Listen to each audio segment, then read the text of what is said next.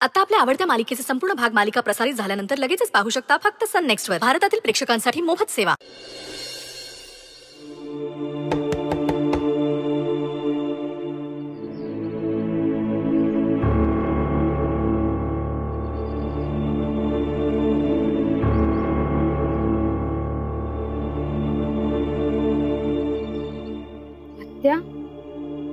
ओळखलंस ना मला?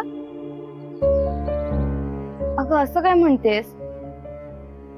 ते तू स्वतःलाच विचार. मी काय कोणी अनोळखी आहे का? एवढी प्रश्नार्थक चेहरा करून बघतीयस ते. अगं असं काही नाहीये. अगं मग दरवाजा सोड ना, मला आत तरी येऊ देत. हा ये. आत्या आलीस तू? नमस्कार करतो. याला म्हणतात मनापासून स्वागत करणं. बघ, आल्या आल्या लगेच ऋषी पाया पडला. माझा ऋषी आहेच प्रेमळ.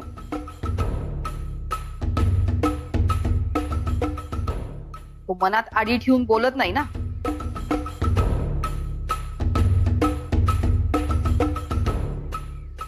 ते सगळं जाऊ दे, आत्या तू आशीर्वाद तरी दे मला.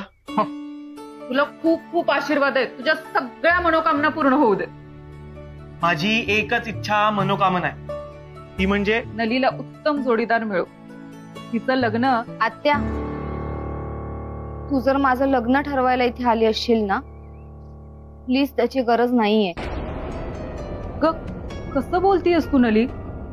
ती अशीच बोलते. तिच्यासाठी किती जीव जाळा, तिला त्याची काही किंमत नाही.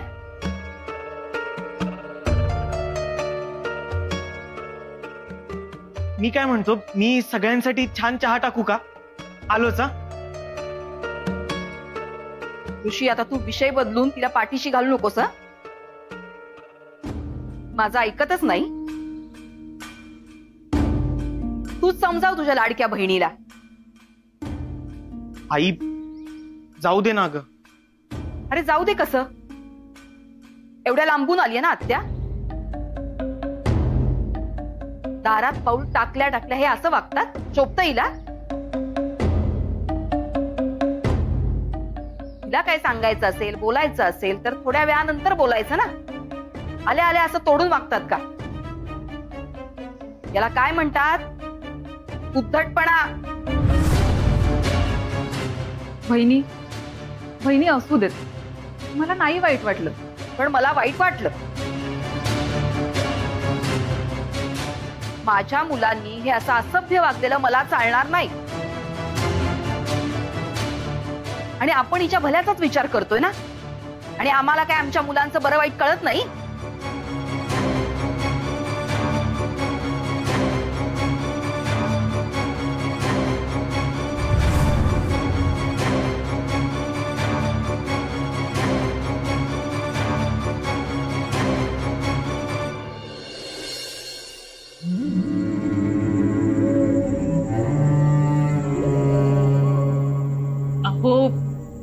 काय झालंय काय? म्हणजे सगळ्यांनाच इथे बोलवून घेतलंय. सांगेल तो, जरा धीर धर. कुठे सांगतायत ते?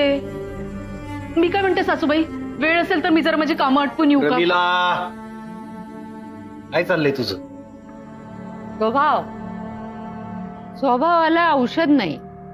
जोपर्यंत तू काय सांगणार आहेस याचा उलगडा होत नाही तोपर्यंत सूनबाईची तगमग काही थांबणार नाही, सुरूच राहणार. जरा धीर धर. मालक, आपण कोणाची वाट बघतोय? नाही म्हणजे म्हणजे जर कोणाला बोलवायचं असेल, विठा किंवा शंकर भाऊजी, तर पटकन बोलवून आणतील ना. हे काही गरज नाही त्याची. भिकाजीला बोलवलंय मी, तो येतोय. तो आला की सांगतो. रमीला, तोपर्यंत तुझं थोबाड जरा बंद ठेव.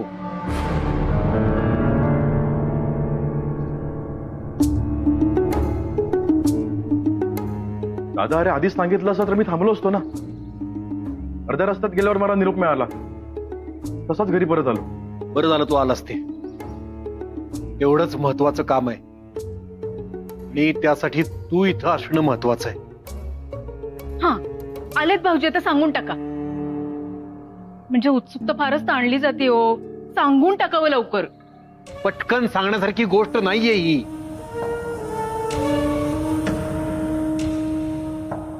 आपल्या सगळ्यांच्या सुखदुःखाशी, सगळ्यांच्या आयुष्याशी निगडीत गोष्ट आहे ती.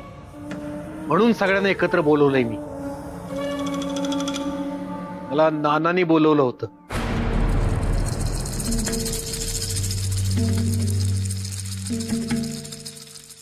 तिथे संकेत होता. काय भयानक अवस्था झाली आहे त्याची. फार वेडा झालाय तो. भ्रमिष्ठासारखा बोलत होता. पण त्या संकेतचा आपल्याशी काय संबंध? प्रत्यक्ष नाही पण अप्रत्यक्ष संबंध आहे. नाना नक्की काय बोलले? नाना, त्या नलीमुळे काय अवस्था झाली हो संकेतची? लक्षात येतंय का खोत? संकेतच्या या अवस्थेला कारण आहे गोदा. त्यानं वर्णन केलं त्यावेळी मला जाणवलं होतं की ती गोदाच असणार. ती गोदाच आहे.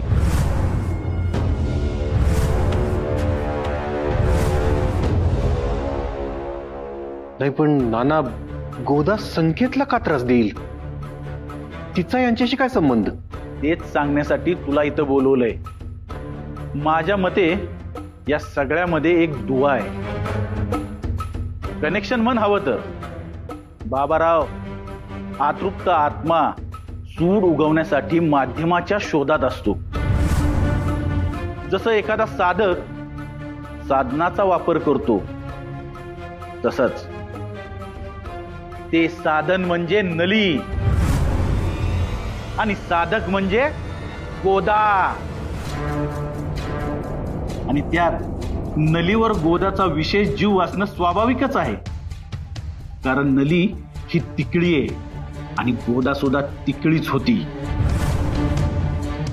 ज्या वेदना, जो अपमान गोदाने सहन केला, तो नलीच्या वाट्याला येऊ नये म्हणून गोदा नलीच्या पाठीमागे उभी आहे.